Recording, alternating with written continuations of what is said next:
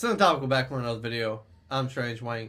Today we're doing over and under for Denzel Washington movies because he has a phenomenal movie. I'm hoping it's phenomenal. I'm really looking forward to it. The Little Thing's coming out very soon. So we're doing over and under for Denzel Washington movies. Okay, first up we have Man on Fire.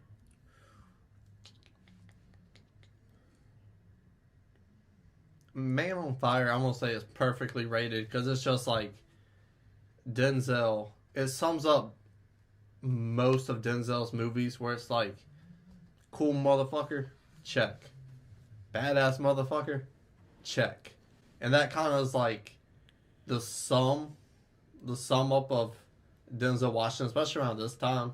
Because, yeah, he did a lot of stuff with Spike in those earlier days. This came out, 2002, 2001? Or not? They got Dakota Fanning. I would say 2003, 2004. Around that time, right? 2004. 2004. So, yeah. This just sums up Denzel Washington at this time of what you're probably going to get from a leading Denzel Washington role. And, obviously, he's still continued this with Equalizer, stuff like that. This is a very good movie. That's the representation of what he can do in an action film. So, I'm going to say it's perfectly rated for that reason. Next up, we have Training Day. Training Day, I'm going to say this movie is difficult because we just did your guessing the Rotten Tomato scores, and it definitely wasn't what I thought it would be critically. So the critics did not enjoy this movie. But as a person who loves film and not being a critic quite yet, who I do film criticism, but not to the level of those guys. But being a person, knowing people, I'm going to say this movie is... This is hard. I'm going to say a touch underrated because the critics gave it such a low score. I fucking love this movie. Denzel, I believe he got an Oscar for this, was nominated for an Oscar for this movie. Mm-hmm. So, how it got a 73% on Rotten Tomatoes for Oscar-winning performance, I have no idea, or Oscar-nominated performance. Pretty sure he won, though.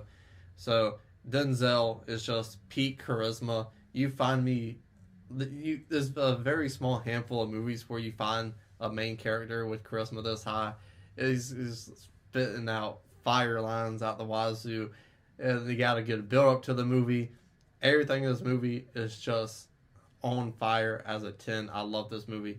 It's not the greatest thing in the world, but if you're looking for a good, compelling story, good filmmaking, with awesome entertainment value with it, Training Day, look no further.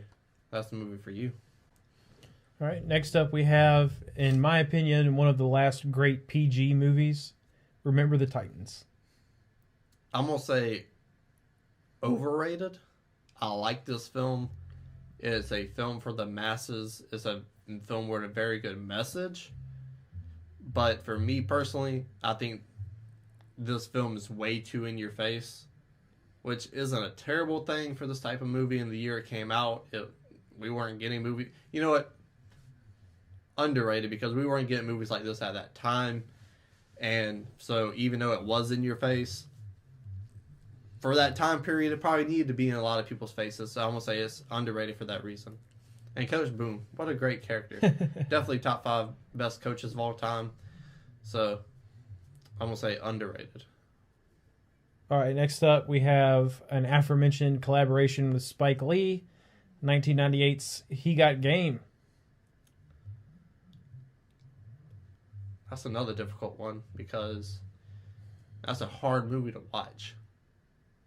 But also, it's a very good movie. Spike Lee, he knows what he's doing with a camera. And that's a very good Spike Lee joint.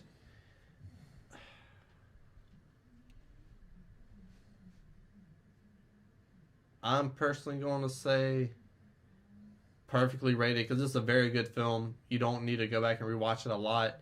It just shows how the world takes advantage of young athletes and sends them down a dark path for their gain and whatnot. It's a very deep movie. It's a very emotional movie. And Denzel Washington, even though he's not in it a ton, he's in it enough to get a point across. All right, next up we have the Manchurian Candidate, obviously the remake. Yeah. What's that score? What do people think of the Manchurian Candidate? 80% critics, 63 audience. I'm gonna say this film's overrated. I think this film sucks. I don't like Denzel in the role. I don't like the way it's written. Ray Donovan, I think he's a jabroni in this movie. I've seen the original before I've seen this one, so I knew where it was going, what happened, and I knew what it could do in this story. From the investment from the original with Frank Sinatra and those cats to this one, I didn't have the same investment at all. Maybe because I saw that one first, so I knew what was going to happen. But when it comes to the thrilling and the aspects that it changed to make it more of like a, when it puts you in those scenes, it makes you feel more like a horror movie. And I didn't like that direction. I didn't like nothing in this movie really. So overrated for sure. Continuing with that, we have Malcolm X. I just asked you about the Rotten Tomatoes score. I think you said 88 critically fresh. But I'm still going to say this is a underrated movie. This is my personal favorite biopic of all time. Just how much stuff you get in this film, and because of Malcolm X, you get a very solid message with that too. And Denzel, he has to act through so many roles. He has to be this person. He has to grow with this character and has to hit all those points, and makes it distinguishable enough that these are two different people within the same person. And just the build of the movie and everything, and Denzel's performance especially, you believe when he's young and ignorant. You believe when he becomes Muslim, and you believe it when he's, hey, what's happening, what's going on right now isn't right. You believe everything in this movie to a T because of Denzel. So I'm going to have to say this film's underrated because I think it deserves way more than 88% of Rotten Tomatoes. Not enough people seen this movie either, I think. Because if you ask around, they're like, oh, no, I know who Malcolm X is, though. And it clears up a lot of things because me being in the South, we weren't taught. See, I don't know anything. We weren't taught a lot about Black history or apparently English. And I didn't know anything about him. Nice. All right. Final four. We got Fences. I'm going to say Fences is perfectly rated because it did very well that year. Critic-wise, Oscar-wise, and Denzel. Such a, like, he's a dick in this movie, but because he's Denzel, he kind of has that charisma and charm, and it's like, I don't like you, but I'm just like, it's this weird investment he brings as an actor because he has this aura on screen where even though he is a dick, you can't turn away, which is very interesting because the play, he also did play, but before he did the play, James Earl Jones did the play, and I love this movie enough to go back and watch James Earl Jones in the play, and same thing, just like, I love James Earl Jones, but you're a fucking asshole. So what did I say? Perfectly rated? You did. I don't say it's perfectly rated because even though it is an incredible movie and Denzel is he's very compelling to watch in this film, but yeah, like there's nothing wrong with this movie. Just that, like, I shouldn't like Denzel even though he's a huge dick to his son. You need to watch this movie, by the way. If you haven't watched this movie, you need to watch it too. All right. Next up, I got a question for you. What did Denzel and Django have in common? The Magnificent Seven? 2 guns. Jesus Christ. I got a buddy. He's 3'7", and he thinks this movie should have won the Oscar that year. We call him Pee Wee, and he lives and dies by this movie. He thinks this is the greatest thing on God's green earth. And every time I see him and he brings it up, I tell him, Pee Wee, you know what I think about 2 Guns? I think this movie absolutely sucks.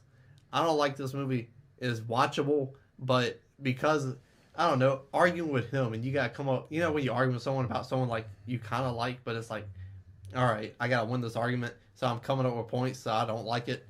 So, it's watchable. Denzel's fine, Mark Wahlberg's fine. I don't think the chemistry's that great. The storyline is nah, but it's overrated. I'm pretty sure that got a critically fresh score and John Q didn't, so overrated. All right. Final two. Pick one or two. Well, I have one woman or two women, one cheek or two cheeks. Two. All right. The Equalizer 2. Oh, jeez. People, I really like the Equalizer 1. I'm going to go ahead and say that. I like the Equalizer 2 a little bit more, actually. And not a lot of people did, so I'm going to say that Equalizer 2 is underrated. I like what they did with this movie, the painting, how his house was set up, the relationship you set up in the first one to make you care more about him in the second one. It's just like the opening scene where the girl gets date raped and he notices it because he's fucking super smart and like a intelligence agent and shit. And he goes back up there and beats the guys up. Like, what a good fucking guy. You like him off the bat. I feel like you like him more in this movie because he has more to lose in this movie. And you just feel more in touch with the character. So, for the Equalizer 2, I'm going to have to say is underrated. And honestly, I think it's better than the first one. But tell me what you thought about those movies. Were you on my side or were you not? Do you think one's underrated or overrated? I said was the opposite. Tell me all that in the comment section below. Scroll back up, hit the like button, share the video, and subscribe.